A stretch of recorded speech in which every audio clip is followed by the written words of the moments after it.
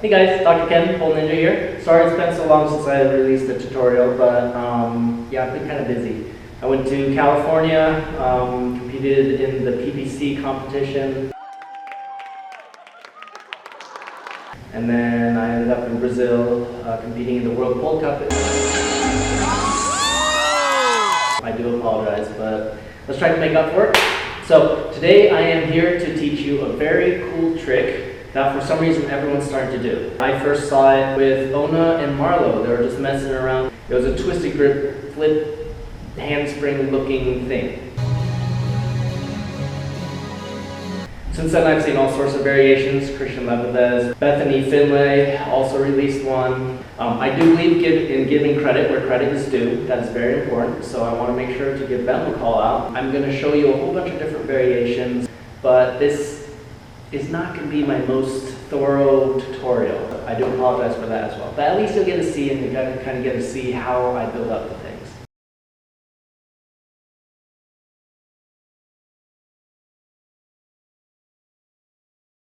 Alright, first let me show you some of the variations that I've seen. All these start from Twisted Grip, thus the name, Twisted Grip Flippy stuff. I know, it was a great name. The next variation, I believe the first time I saw it was from Bethany Finlay, who I haven't met yet, but she is very cool, you should follow her. This is a 2-foot takeoff, but pretty much it's the same concept.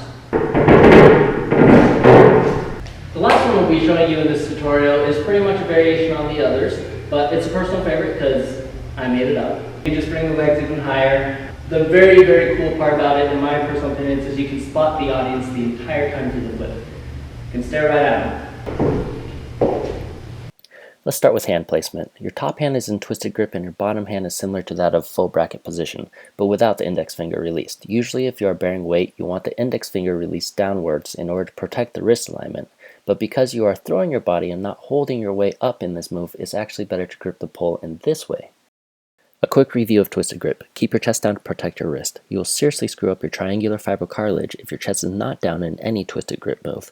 The TFCC does not heal fast either, so this should be something you are familiar and practiced with. If you are not, stop watching and go practice until you are completely confident you understand this alignment. Side note, this is why I don't usually recommend teaching twisted grip before other grips are mastered. Now back to the bottom hand. You'll be tossing the pole away by externally rotating your arm in this manner. Your thumb has to be open to make this possible, but don't forget to generate force in this direction when we begin committing to the move. Putting the two together, place your bottom hand and make sure you have a solid push-pull between your two hands. It is better for your top wrist with distance from the pole as well, so don't forget to engage to create distance. Now, take a few hops, feeling the pull on the top arm and the amount of time that you'll have before spinning around back to your landing.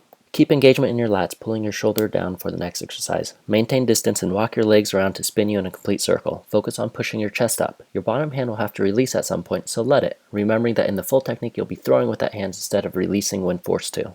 Now let's add a little momentum. Get a few jumps, feeling the pull of the upper arm, and then with your inside leg starting from across the body, swing it around so that you spin in a smooth circle. We'll do it again, but focus on arching and kicking behind you to smooth the movement out even more. Almost done. All you have to do is jump. So jump.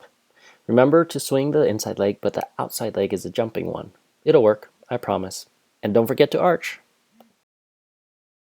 You've already done it, but the final piece is to add a spin into it. It's lame to just bend forward and put yourself into twisted grip, so make it smooth and fancy and stuff. Spin around the pole, let yourself drift around like a reverse spin gone too far, and then go! Here's a modification to help you understand the movement if the other method is too scary. This move is virtually the same as a reverse spin where you pop your hand against the pole behind you to reverse yourself back to neutral. The only difference is your bottom hand placement. That's all.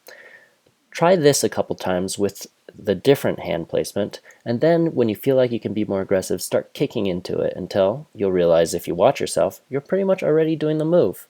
OMG. Pretty cool, right?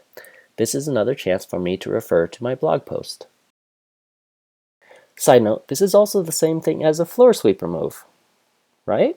The next one is from a 2-footed takeoff, and it's more of a front flip. So rather than facing upwards or arching or looking at the pole, this one is facing to the side. So 2-footed takeoff, facing perpendicular to the pole. Do not face the pole at any point in this move.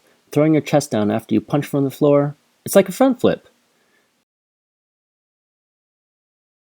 Okay, let's assume you don't have a front flip. How about a forward roll, but with your knees on the ground? Engage with your top arm to avoid pressure on the head and slowly get your shoulders over until you've rolled completely over your head. This is exactly what the move feels like, except faster. Try the same thing, but with the feet on the ground instead of the knees. It'll give you a little more momentum, so be prepared. Let's get a little higher and add our two-footed jump. More momentum, more fear, but progress at your own pace. You might want a pad. A note, stay tucked. Don't arch because that will slam your heels into the ground. As an option, you can jump two-legged, but exit one leg at a time instead, to soften the landing if you're not able to suspend yourself as you are learning the technique. Surprise, surprise, this might look familiar to you. The next step is to just take it all higher so that you can't actually reach the ground anymore. There's a point where going just a little higher is actually harder, so I recommend reaching much higher once your hand is already off the ground. Oh yeah, and for this variation, the bottom hand does not contact the pole. You'd get stuck. Now it's just time to go for it. Once again, here's another way to think about it. It's just a reverse spin, but coming off two legs. All you gotta do is throw your head down more. For this last variation, work on bringing your legs higher and higher from Marlo and Ona's version. A lot of this is in your head placement. Don't extend your neck, which causes arching in the spine. Instead, look directly forward, either at the pole or in the space ahead of you. Imagine rotating on axis around your eyes. You can do this slowly if you have the strength of a solid handspring. A lot of the momentum comes from throwing your body sideways, led by the lateral bending of your head. The rest is the same, kicking from across the body, pulling with the top arm, and throwing with the bottom arm. Lastly, as with all the variations, throw a spin into it. Sorry about the not pointed toes and not straight legs. This is Dr. Ken, Pole Ninja. I hope this tutorial has been helpful to you. I tend not to do a lot of these tutorials because it just takes so much time. So every like, every share, every comment, it really does help let me know that I am being efficient with my time and I am helping the community. Otherwise, be a jerk and dislike my videos. This is my sad face. You can't dislike a video with a sad face. I call this reverse twerking.